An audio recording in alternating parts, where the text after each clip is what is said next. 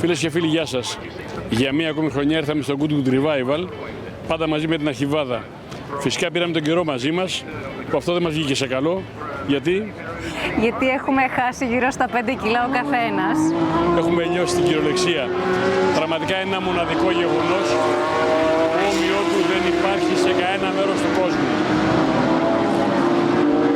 Δόθηκε κίνηση σε ένα από τους αγώνες, γίνονται δεκάδες αγώνες μέσα στο τριήμερο και ήθελα, Ινώ, να μου πεις πώς βιώνεις αυτή την υπέροχη ατμόσφαιρα. Καταρχήν έχω πάθει σοκ, γιατί ναι μεν τόσα χρόνια μεταφέρεις εικόνες από το Goodwood και τα βλέπω πάντα τηλεοπτικά, αλλά πραγματικά δεν έχει καμία σχέση με αυτό που ζούμε εδώ πέρα. Έχουμε μπει από τον έξω κόσμο ξαφνικά σε έναν άλλο κόσμο, έχουμε μπει σε μια χρονοκάψουλα. Δεν ξέρω αν θα μπορέσω μέχρι να τελειώσει το θέμα να βρω τις λέξεις για να εκφράσω αυτό που βλέπω και αυτό που βιώνω. Δεν μπορεί να μεταφερθεί η ατμόσφαιρα. Αυτό είναι το πρόβλημα. Η εικόνα υπάρχει, η ατμόσφαιρα δεν μπορούμε να μεταφέρουμε. Οι ήχοι, οι μυρωδιές, καταρχήν τα οχήματα που έχω δει στο Goodwood είναι τρομερό. Τι χαρακτήρα έχουνε, τι σχεδιασμό έχουνε. Έχουν μια προσωπικότητα το καθένα. Δηλαδή είναι φοβερό. Τότε χωρίς καμία σχέση τεχνολογία με το σήμερα. Είχαν πολύ λιγότερα τεχνολογικά πράγματα στη διάθεσή τους και μοναδικά, έτσι. Βλέπεις μοναδικές δημιουργίες. Φόρτσα Ferrari. Πάμε λοιπόν να περιπλανηθούμε στο Goodwood Revival του 2023.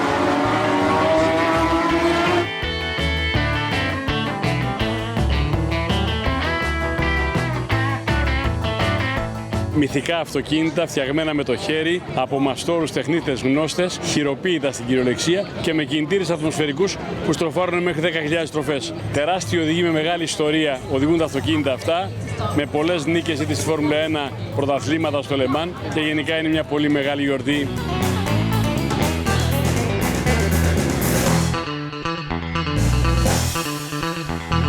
I love Goodwood. I love the racing here. It's tough, you know. You mustn't underestimate it either.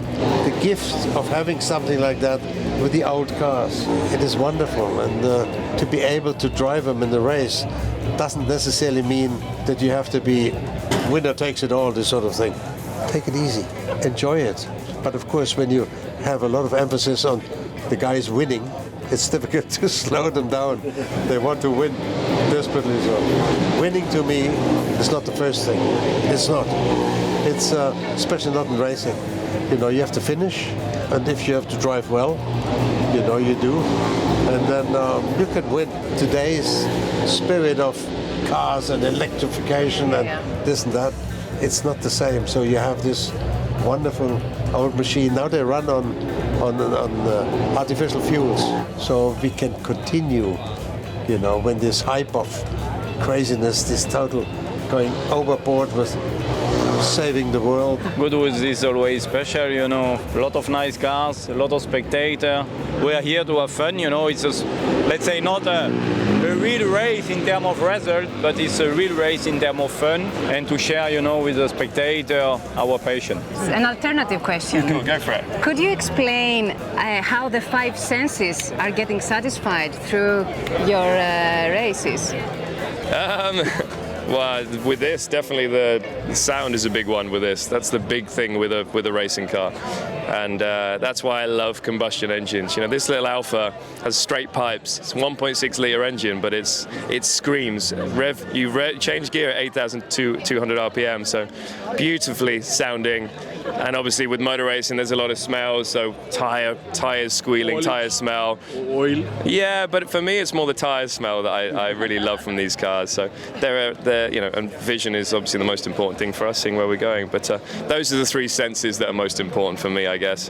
I feel the car a lot through my bum as well. That's the way I drive. I'm not a hands driver, I'm a bum driver. So yeah, so that's key. And obviously you're playing around a lot on the pedals, which is quite fun in these cars. You know, what I'm used to, you have a throttle and a brake. So you brake with your left foot, but in these you brake with your right foot because you have to heel and toe on the downshifts, and it's really fun. But a lot of the new drivers, like in F1, they would struggle to drive these cars because they've never done this before. So yeah, it's going to be a fun race. Looking forward to it.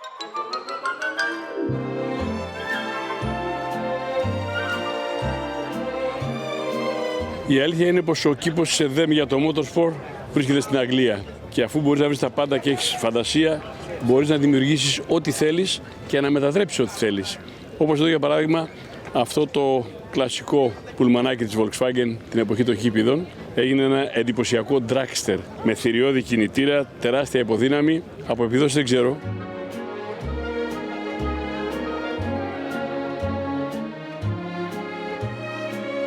Να σου πω, θέλεις να σου πάω μια βόλτα με αυτό? Γίνεται αυτό. Μια βίδα θέλει σφίξιμο και φύγαμε. Έρχομαι αμέσως. Βρήκα το κλειδί.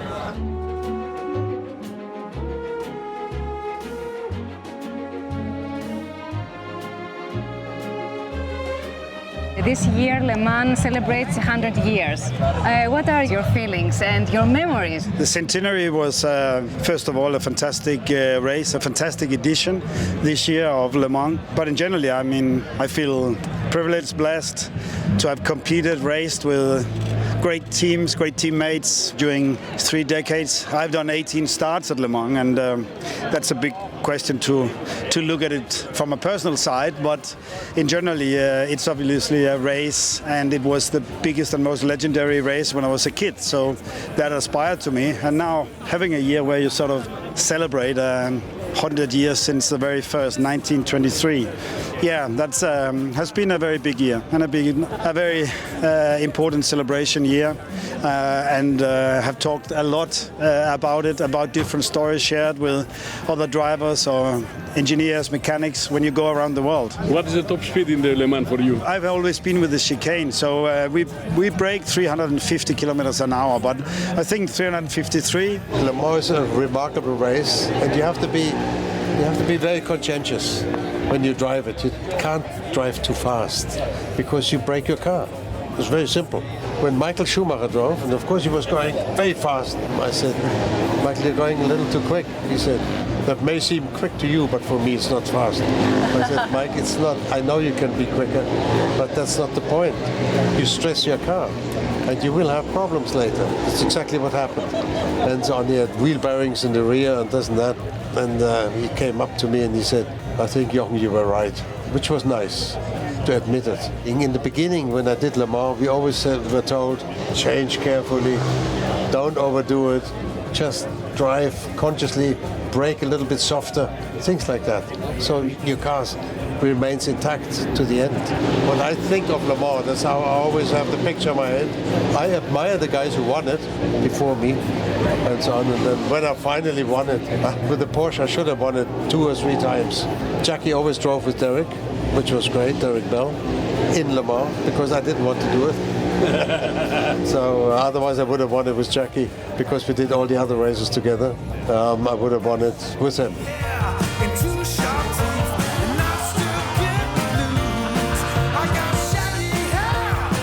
Και του χρόνου.